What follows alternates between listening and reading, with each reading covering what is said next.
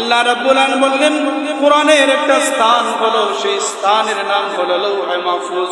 আল্লাহ রাব্বুল আলামিন বলছেন ফি কিতাবিন মাকনুন, সুরক্ষিত স্থানে এই কোরআনটা থাকবে।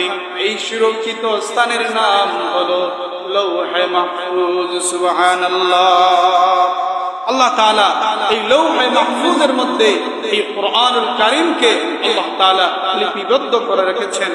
এর পরের অংশের ভিতরে আল্লাহ তাআলা বলছেন লা ইয়ামাসসুহু ইল্লাল মুতাহহারুন।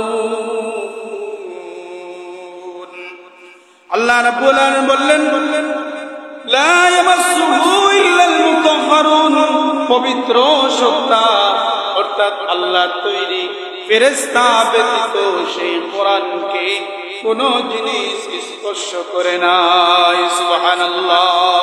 মুহতারাম হাজিরিন, এই হলো কোরআনের মর্যাদা।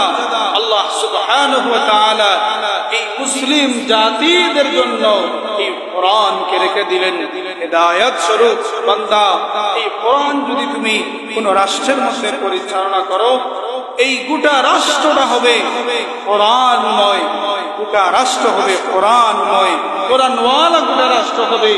যদি কোনো জেলার মধ্যে সেই জেলার মধ্যে যদি সেই কোরআনকে আনা হয়, সেই কোরআনের আইন আনা হয়, তাহলে এই গোটা জেলা হয়ে যাবে কোরআনে আইন অনুযায়ী, কোরআনিক আইন, মানুষগুলো কোরআনিক হয়ে যাবে, ইসলামিক হয়ে যাবে।